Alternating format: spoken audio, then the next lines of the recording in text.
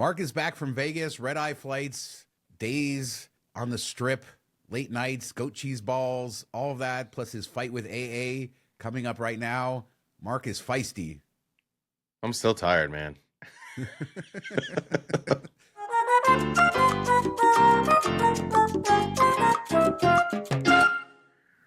I sold you as feisty. People are expecting you to come out firing, and you're tired. But that means it was a good trip, right? Yeah, I mean, but I'm tired, so I'm also crabby. So you never know. We could get some fire. Yeah, I mean, it was a fun weekend. You came to Vegas for a couple days, got to do some stuff on your own and meet up with some other people, got to try your beloved Vanderpumps. This isn't the Vegas show, but we'll talk a little bit about what we did and some of the cool stuff. And you got to have the best driver drive you around town for an entire day. Mark Feel like just to get loves sick. riding in my Rivian as I accelerate as fast as possible everywhere, and it's Oh, always a good time. But that's the first time that you and I have been together by ourselves for like a day in many years now. yeah, because I think the last couple of times Dave, our buddy Dave, was there too. So yeah, the first time in a while that it's just the two of us. But and I, get there the first night, and I always go a little too late, a little too hard the first night, so a little hungover, and then Sean's just ramming the gas and churning up my stomach. It was awesome. You don't buy an electric truck that goes fast if you're not willing to Yeah, accelerate. do we I still don't say really push the speed. gas? How do you say, like, when it's an electric car? What do you push the pedal to the metal? I guess. Yeah, you push the gas pedal. I don't know. I just call it a gas pedal. You push the pedal. I don't know, but it goes We need to fast. come up with a new name. It's fun, but yeah, I always get the worst of you because you go out and party and have all this fun, and then I got to deal with the crabby, cranky guy who doesn't want me to drive fast the next day. And I'm all kidding because Mark wasn't cranky or crabby. It was actually a very nice day. We sat out at Lake Las Vegas. We'll talk about some of this stuff on the Vegas show, but it was kind of a cool, chill day, kind of showing you around the city, seeing some of this stuff, and taking some of the quieter parts, and then it ended with some good Detroit pizza and a band, and yeah, good times. Yeah, I was excited to go out to Hoover Dam. I haven't been out there. I've never seen it. And I've been to Vegas, I don't know, probably like 50 times now, and just never went out that way. And I was really excited, and it lived up to what I expected, especially with the new bridge overpass that you can walk out on and see like an aerial view, like almost like a drone type view of the dam. And then we drove up on it. Didn't get out and walk on it just because it was getting towards the end of the day and I was pretty exhausted. But that was cool that you could do that, and it didn't take as long as it would have back in the day when you had to drive over the dam. So I came back and pitched the idea to Connor, and he was all in. I was like, "Hey, do you want to go fly to Vegas, go to the Hoover Dam, do the tour down to the bottom if they still do it? I know you said you did it as a kid." And I was like, we could, do the rapids, the Colorado River, kayak through that, see some things, and then drive over to Zion National Park and check that out. And he would be able to hit off 3 states because you go through Arizona, at least like the corner of it, get up to Utah, and could stay out at Lake Las Vegas at the Hilton there and just have a good time. Well, so you really enjoyed the day. You just want to do everything that we did. Shout out to I the think sheep. it's a good family trip like that. What we Yeah. did that day is something that you could do with your family. And I mean, a lot of people probably don't want to take their kids to the Las Vegas Strip, which is understandable. So this is something you could do if you do fly into Vegas. Yeah, that's always one of my goals when you come here, just to show you some stuff that's a little different. I mean, you know about a lot of this stuff, but to kind of get you to see different areas of town. Hence why I drive you around. But going on the strip is one thing. There's a lot of other stuff. But I agree, like from a travel perspective, and just thinking this is a travel show for families. And Hoover Dam is spectacular. Like you said, the Pat Tillman Bridge is really a marvel of engineering when you see Yeah. it. But then when you're standing on it and looking down at the dam, because you are way over the dam as you look straight down on it, it's such a cool perspective. And then, you have Lake Mead, but like you said, you can actually do tours down the Colorado side in Arizona and stuff like that. And then Boulder City is a really cool little town that a lot of people don't know about. It's very old fashioned. It's the only town, I believe, in all of Nevada that doesn't have gaming because they don't want to. They've maintained the growth. So it's like a suburb of Las Vegas, I would say, but it's its own city, and it's almost like a town that's not in Nevada, if that's, can be explained in a certain way. They have views of the lake. You got the bighorn sheep. So yeah, it's cool to go out there. I'm glad Connor is excited for that because I think he will enjoy going down in the dam, and seeing all of that. And just when you're looking at it, it really is a marvel that that was built 100 years ago. That dam. Yeah. It's insane. I mean, the bridge is when you're on the dam, the coolest thing to look at is the bridge. When you're on the bridge, the coolest thing to look at is the dam. Both are pretty insane when you see them that it was able to be accomplished. I'd say the dam is a bit more because it was done in the 30s before they had all these huge cranes and everything, all the modern technology. So it's just crazy that they can hold back that much water. You see how much of a drop off it is. And it's interesting to see how low the water is compared to, its all time high. The walls are white where it used to be, so you can just tell where the old line used to be, and it's just all really cool. And I love Boulder City. It feels like something you'd see in Colorado or maybe the Midwest, like a small town. The downtown has a whole bunch of little shops and restaurants, and it's all one-story buildings that you can walk around easily. It just feels like you're anywhere else, which is kind of interesting. Yeah, it's all super neat out there, and I'm glad you got to come. And we'll talk more on Vegas stuff. We also had like a meetup with our Vegas Patreon people, like I said, and that was fun getting to do a more intimate meetup. You and I both do pretty large meetups on miles and points stuff, where we could have 60, 70 or more people.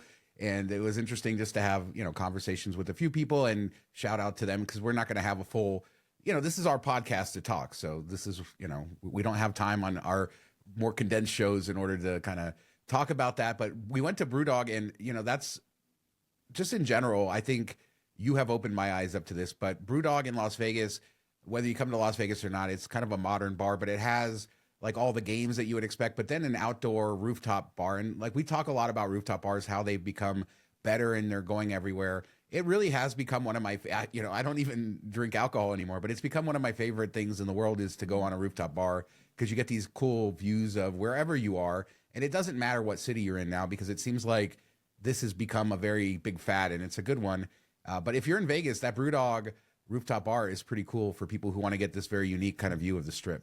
Yeah, except for that massive sign they just put up that blocks a chunk of it. But yeah, no, I mean it was cool in the summer. I probably wouldn't go out there till the sun sets. I mean we're getting a little warm, and it was only mid 70s. Sun definitely beats down on you, but it's such a cool space. It's such a big space. I do wonder, do they struggle to fill it? The rent's got to be so high that I don't know how they do it during the week and cover it. But service was really good, beer was good, prices were higher, but it's Vegas, so they weren't like astronomically high or too much out of the realm. I'd definitely go there and have a couple beers each trip, and this is a chain. So if you go to another city that has one, I'm sure it's going to be the same caliber, same uniqueness, and they had shuffleboard downstairs, all types of different games, and just a cool atmosphere.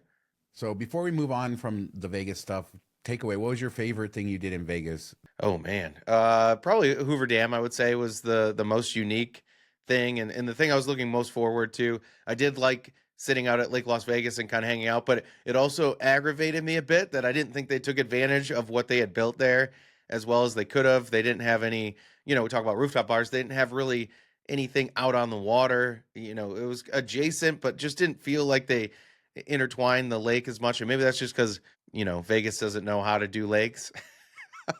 I want like a tiki bar on the water.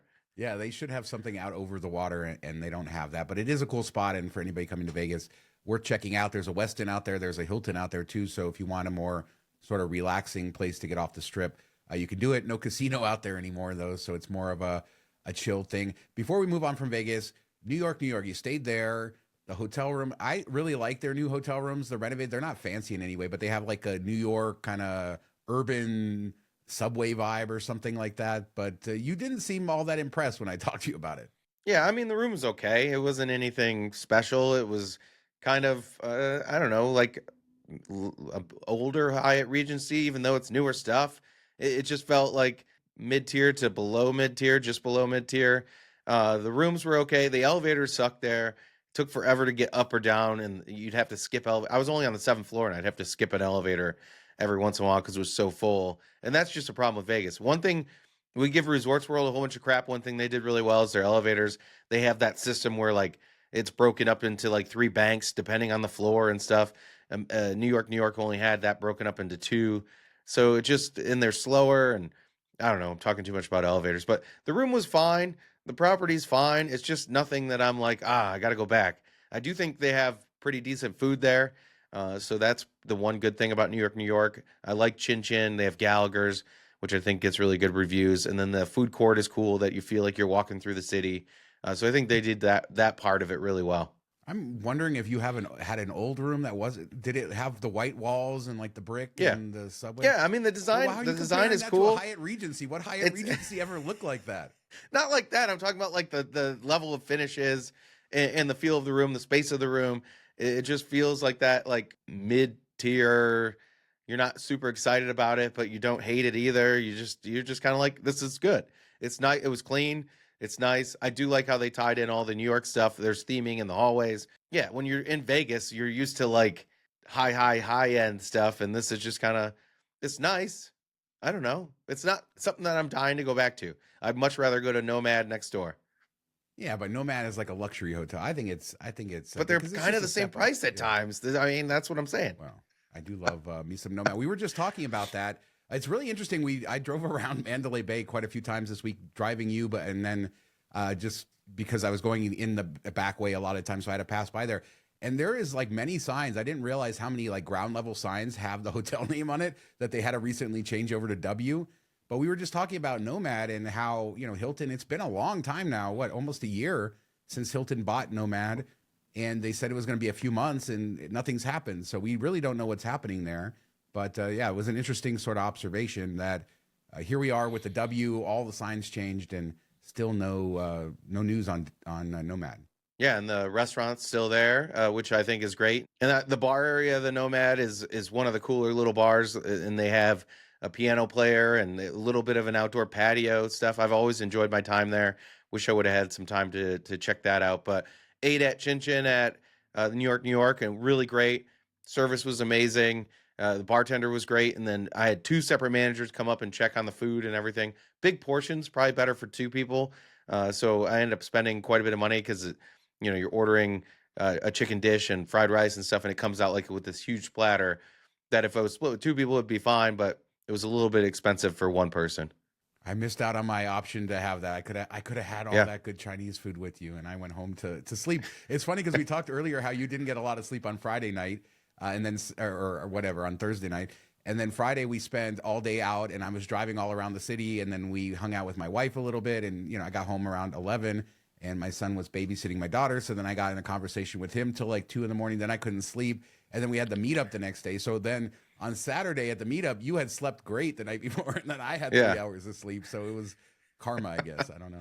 Yeah, Shawn gets to bail out at like 2, and he's like, I'm gonna go to sleep. Where I said before we go on this trip, he's like, oh, let's go to Pahrump and let's do this and let's do that. I said, I don't think I got a 10-hour day in me, and we ended up doing like 10 hours with Shawn at But it was 2 p.m. the kinda next chill. day. All right, peace out. See you later.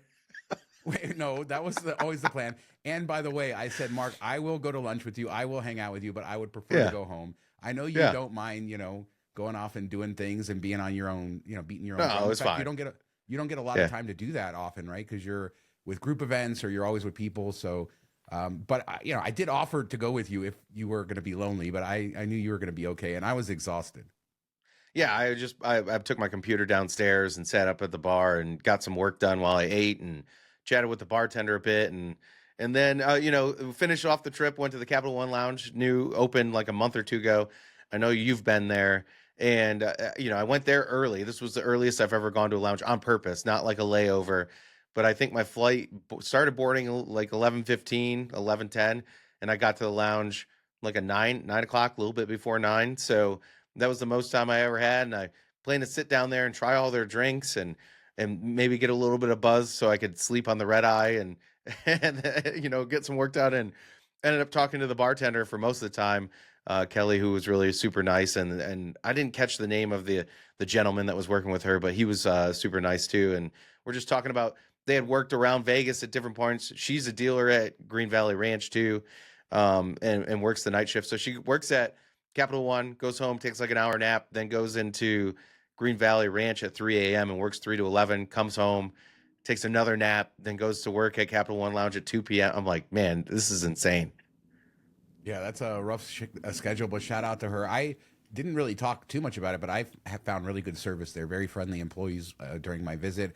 Now, when I talked to you about the Capital One Lounge before you went, I said I really like it. To me, it's better than the Centurion. It's better, but it's not as good as the Dallas, which is my only other Capital One that I've been to. But I've seen pictures of, Denver and some of these other ones too.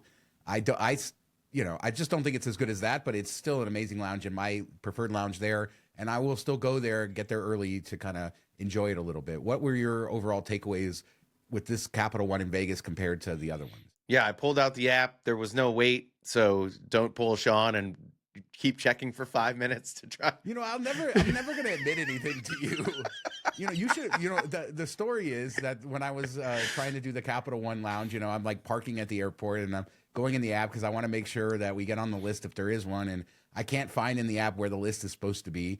And we've talked about it on the show. And so I know Mark has written an article. So I go to his article. Very specific. I could have gone to other people's article, Mark, but I went to your article. That's the best. I mean, duh. Yeah, I guess. And of course, I'm reading fast, so then I'm missing parts. But eventually, I figure out that if there's no wait, then there's no section in the app for the wait list. Which I think that they should put that in there and just say no wait list. They should. That would be less confusing. I mean, it's not the most intuitive way to get to it either. And I had forgot my card. I didn't bring my VentureX business card, so I was like, oh crap! I didn't even think about the new one opening there. I had my card to get into the Centurion Lounge if I needed to. I was just planning on getting to the airport right before boarding, so I didn't plan on doing any lounge access or anything really in Vegas. And I was like, all right, I think I can pull it up on my app and that's one good thing I'll give them.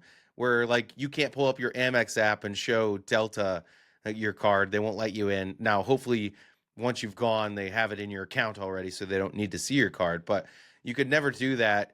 Where Capital One, when you get to the lounge thing, you can get like your pass, and you can even add it to your Apple Wallet, probably your Google Wallet, whatever that's called, Android Wallet. So I just had like a QR code. They scan that, super easy to get in. But yeah, you have to go to like the travel button, like almost like you're redeeming your points. Hit travel, then hit lounges, then pick the lounge you want to go to, and then you'll see the wait list. They could make that a lot better, more of a feature of the app. I think at least. But yeah, it was cool. Was able to get in there, hung out, they have each Capital One lounge has like their own unique frozen drink, kind of like a daiquiri machine. I preferred the one in Denver. That was a Irish coffee, like a frozen Irish coffee. It was really, really good. This one was an absinthe drink, which was also good, but a different one, not one I could drink a lot of. She said they had to change the formula within the first week because people were sending it back or didn't like it. And they had to make like way less absinthe in there. I guess it was too strong, but they add like the flour and all this stuff. They really dress it up. It's a beautiful drink when it's all done. Yeah, Capital One doing a great job with their lounge products, and Vegas Lounge, a really good, cool location overlooking the stuff. I didn't even give you my overall thoughts of it though. Yeah. I don't know. Got right into the getting into part. But I actually like the design aesthetic of it a little bit better than Denver. Denver's bigger. The food setup's probably a little bit better, but this is like one like semi like crescent room, so you can see the whole room, which I think is cool. You don't have to try to like walk around walls or peek to see where there's seats at. You can see pretty clearly if it's going to be full where you can grab a seat. And then the food is along one wall. The other wall is all windows looking into the terminal. So I like the design. It is on the smaller side. The Sapphire Lounge is opening in Vegas at some point. So hopefully having those three makes it so not, Amex, Centurion, and then the Capital One and Sapphire Lounge. Hopefully having those three lounges makes it so they all kind of find their level where it's not super crowded. Yeah, the only thing awkward about the Vegas Capital One is that some of the food offerings, especially the grab and go, but some other stuff is right at the entrance. And then there's a hallway. It's disconnected from where you sit. But I guess kind of in Dallas, there's food everywhere, right? It's kind of spread across the whole lounge. Yeah, but there still is a grab and go on the front wall of Dallas. So I think that's like their go-to is when you first walk in, there's like something that you can take with you or you can just go into the lounge and scan your thing, grab your stuff and leave. But yeah, it definitely feels more disconnected in Vegas than it does in Dallas. We're going to take a quick break from the show to talk about Melio, a partner offer that we have, one that can earn you guys $200, and it can also help support us, which thank you for doing that. Yeah, this offer we talked about a month or two ago, and it's still available, which is cool to see. You do have to be a business owner, and it has to be business-to-business payments, but it allows you to use your credit card to pay some vendors that don't accept credit cards. They'll either do an ACH transfer to them if they're set up that way, or they can mail them a check. So it's a good way to hit your credit card spend, maybe a sign up bonus, whatever you're dealing with, and get those rewards when you normally would have had to cut a check or pay with a debit card. So there is a 2.9% fee normally on these payments, but as the sign up bonus, once you sign up through our link, you'll get 30 days to make a $2,000 or more payment or multiple payments. And you'll get a $200 credit back. So that more than covers the $60-ish, a little bit under $60 in fees that you would have had. You come out $140 ahead. We get a kickback since it's an affiliate link. We do appreciate if you guys have ever gotten any type of information, entertainment, value from this show. If you guys could sign up for that, helps us out. We're probably rolling at like a $2 per hour payment on this thing over the last 5 years. So we need you guys to help us get up to $3. We don't really ask for much support, but this one would be huge for us. Yeah, we don't have credit card links on this channel. And if you appreciate my content here or elsewhere, Mark's content here or elsewhere, we would appreciate you guys giving this a try. But we also want to try to bring you things that are good. And you can get that $200 kickback. Like Mark said, it comes out profitable. You know, different vendors that you might have at home, landscapers, all kinds of different ways that you could do this and get some free spend. And heck, if you get a welcome offer, that can generate a lot. So it's a good offer, and that's why we're bringing it to you. But it can also help support us. And somebody told us we don't ask for that enough. So we're going to remind you, like, we work really hard at this, whether it's here, elsewhere, everywhere. And we love being able to bring this content to you. Before we talk about your AA problems, which I have no idea, so I'm really interested to hear about it, I wanted to update on my global entry renewal experience. I talked about how when I went to Dallas, didn't get a pre-check, eventually figured out that my global entry had just expired like a week before or whatever. So I go on, do the whole application. And then, of course, I'm always super paranoid about, you know, they ask all the countries that you visited in the last 5 years or whatever. You know, I know that they know every country. I can't remember that. No, I know. And I know that they have a record of that because everything is tracked. You know, now when you show up after landing, literally they already know you're there and, you know, everything's already tracked. So I'm like paranoid. Am I going to forget a country? So I just do my best to try to, you know, I've been to a lot of countries the last 5 years. So I do it anyway, like 2 days later, automatically approved, no interview. We're all back up and running. So yeah, very easy, super simple. Obviously it'll be free with the Amex Platinum credit, and it just as good as it possibly could have gone. Yeah, I think you know, they've gotten that a lot better, and even like the passports online is a huge improvement compared to the old days. So it's nice to see the government being efficient in something. Yeah, with the passport, actually, we just did Ellie's passport a few weeks ago, and I did do the expedited because I was a little, well, we were going to go out before spring break. We were going to go out. We just wasted our money on the expedited, but they got the expedited back within 7 days, and they were saying that right now the regular passport is 2 to 3 weeks. So it's really, it feels like they've caught up and everything is really working well with that. And that's good too. The thing that still sucks if you have a kid, right, is that you have to go and actually go down to the post office or to another acceptance facility, and appointments are tight. That was really the big issue we ran into. So make sure you kind of plan ahead for that, because kids have to be done in person. There is no renewal. Essentially, it's only 5 years, which is stupid too. 5-year expiration, and then it's basically a brand new passport. So you're going through you're providing all the documentation you would for a brand new passport every time you're getting the kids a renewal. So this was Ellie's third passport. So kind of cool. Yeah, we did it last summer for the kids, and it was like the same thing. Like 3-4 weeks, they got the passports mailed out, which was nice to see. And I had set up an appointment with the postal service, and we did it up by the cottage because I figured it would be less busy there. But she didn't like realize that we had. I think she was like mad that we just walked in and somebody else was doing their passport, and I was like, "We have an appointment for this time." I don't know. I thought there might be like a separate person that does these, but I guess you're just doing. It was just like a hot mess, and then she's like, "Oh, you need a check." I said, "Oh, I thought I could use a debit card to pay." So we had to buy a money order with the debit card. So it was just kind of a mess. Gift cards, weren't you? You were trying to use gift cards. They don't work most of them don't work at the post office anymore. I don't even know if any do. It goes so in and out with that stuff at the post office. But yeah, that would have been nice. I would have been okay with that. So another follow-up, or actually a shout out to the Herschel Carousel Factory Museum in New York. Herschel is like the old school company. I think that they actually made the original carousel, but they date back to the 1800s. I could be wrong. Like, don't quote me on that, but they go way back. A lot of the old children's rides from like the 2030s, they're still in business, but like if you think about old kind of like carnival amusement rides, carousels, this is the company that built a lot of them, even like the old kiddie coasters in the 1950s and 60s. And they have this carousel museum in New York that we stopped at 2 years ago. And you can ride this like 150-year-old carousel and kind of go through their factory where they build it. They still build, the horses and carve them out by hand, all that cool stuff. And Ellie got this sticker when we were there that she really loved, and she had put it on the wall. And a couple weeks ago, Jasmine, in our living room, we have like a family room, kind of like a Ellie's playroom. I don't know. Anyway, it's a room that she's mostly in, not us. And she had it on the wall there. And Jasmine was cleaning the room, and she ruined the sticker. It got ripped up, and Jasmine basically took it down. I'm not gonna protect her. From Yeah, this. I was gonna say, oh yeah, she accidentally ruined the sticker. I guess not knowing how Ellie would freak out. I said, well, you should have asked me because I know how much the sticker means to her. It's weird, when you travel and what sticks with them and what doesn't stick with them. And oftentimes what you want to stick with them doesn't, but this place did for some reason.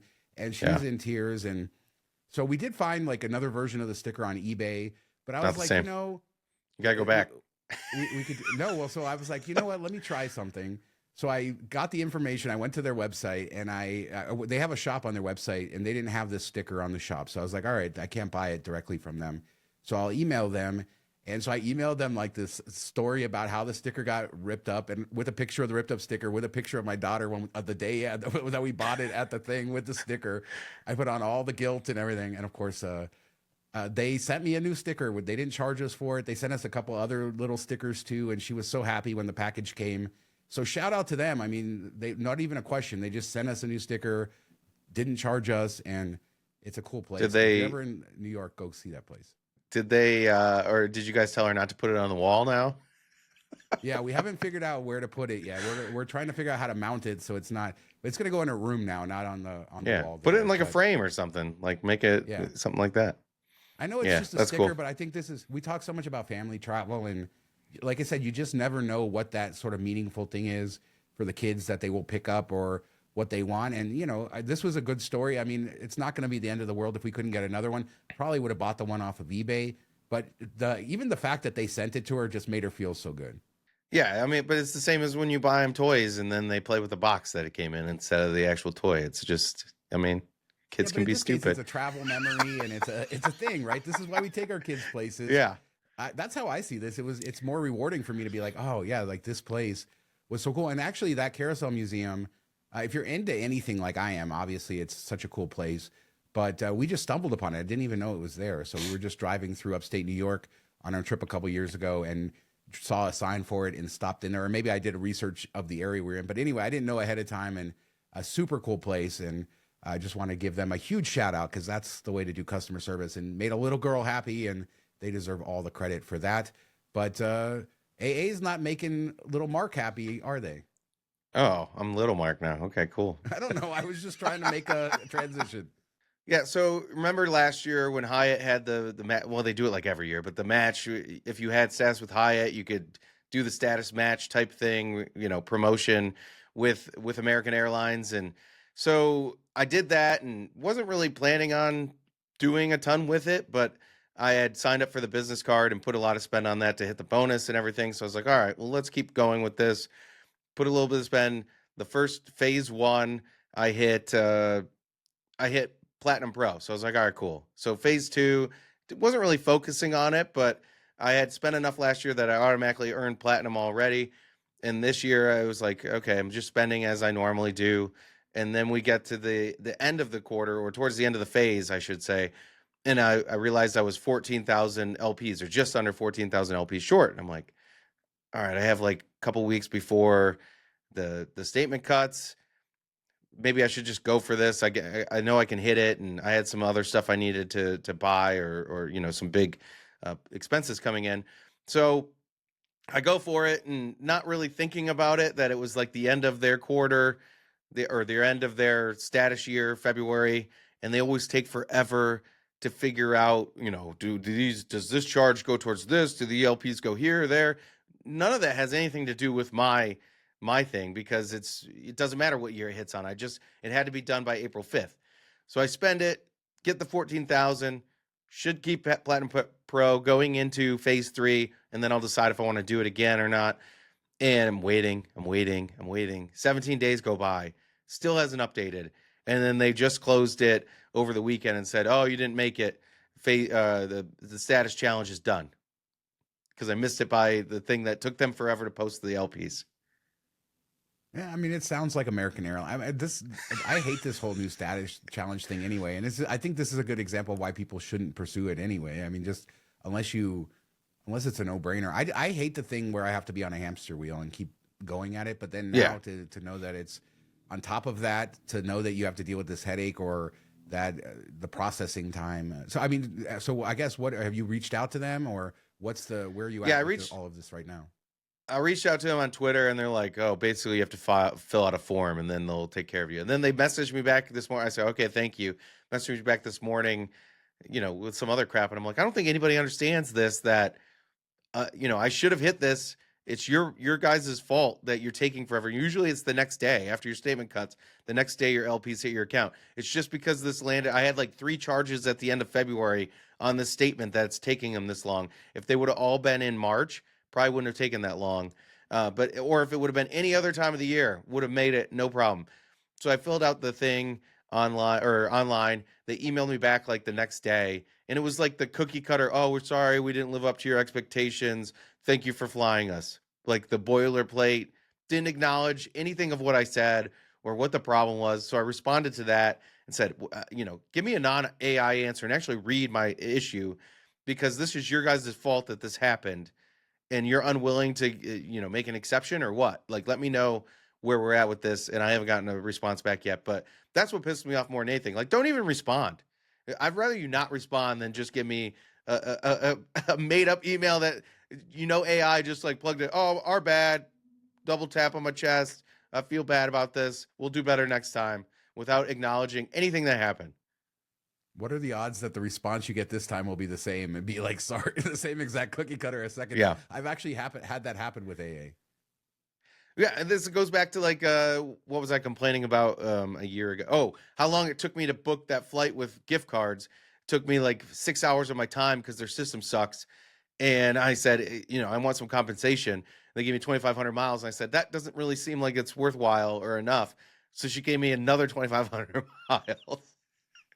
You should have kept saying it and just keep giving you Yeah. 2,500 at a time. I mean, I've had that. Nothing infuriates me more than when I get a boilerplate response when I've taken the time to write out, something that's specific. I want resolution. I'm not there to like mess around. So like if I'm sending out an email to you, I'm gonna address exactly what it was and kind of take time to write it out properly so that you would understand what the problem is, and then you just give me a boilerplate response. There's nothing that pisses me off more than that, and I've had that happen with AA. But why do customers? But why do companies think that this is a good plan? I mean, I wonder how many customers are like us. And I often reply just like you did. Like, I want somebody who actually will read my problem and respond. And Yeah. it just never seems to get. Amazon is really bad in this way too.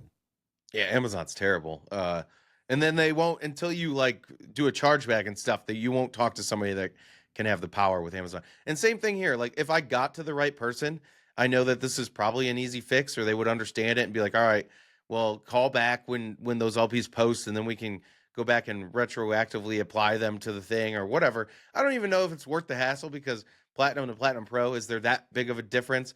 I mean, the same day change thing is kind of nice. But I can still get the Comfort Plus or whatever the hell they call it.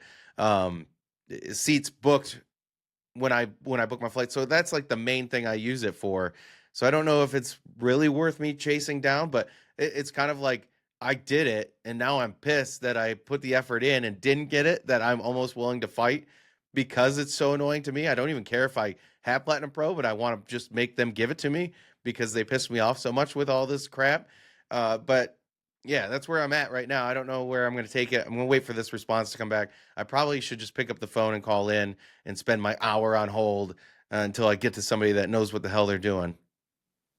And this really is the crappy part of this hobby. I will say, you have things go wrong and you have to deal with them. And I mean, that's just life these days. I think actually not just the hobby. Obviously, you're exposing yourself to more activities when you're trying to earn miles and points, and things can go wrong. But just in general, like it just feels like it's painful to have to fix things that go wrong with customer service these days, and all of the levels before you get to somebody who knows what they're talking about, and the frustration, and you have to be willing to do that. And on the plus side, and I agree with you, you did it. I mean, you had a strategy, and I'm sure, could have spent on other cards. You could have done other things if you didn't want this, and so you earned it. And yeah, so I totally understand pursuing it. It's just I think you and I both know it could be. Hopefully, you'll just get a nice resolution, because sometimes they surprise you, and they do get it to the right person after that first attempt. It gets fixed, and then sometimes it's a lot more work. So we'll see. But I mean, yes, this is a problem with all large companies, or a lot of large companies. But then you see like Hyatt's Twitter team, you can DM them at any time. They're very responsive. You give them a problem, they almost always fix it for me, and they're quick to it. They have more autonomy probably than a lot of places will give their social media team. But I can be like, hey, this is what happened. They understand, and they'll be like, all right, I'll put the points back in your account, or I added that to your booking. All these things, and it's like, so it is possible. You can't tell me it's not possible. Airlines just do not care about their customers.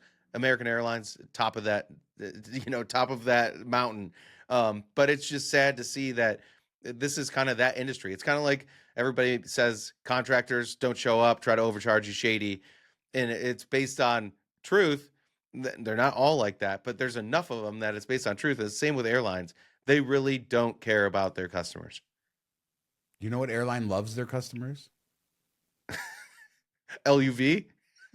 Yeah. That kind of love? As in, absolutely. Here comes the lube? So, yeah, if Southwest loves their customers, so does AA. And that's just the way they show their love. They have a tough way of showing love, these airlines, and they just get on board with that. Yeah, it is. And that's why nobody should be loyal to airlines unless it serves your purpose. And we've said that before. Obviously, status can serve a purpose, and there's people with different circumstances, sometimes business travel. Sometimes it makes sense depending on where you're flying out of. But yeah, I just don't get people who are like, I always fly that airline, because I've been treated like crap by all of them, and I've been treated really well by all of them. And that's just flying, as you say.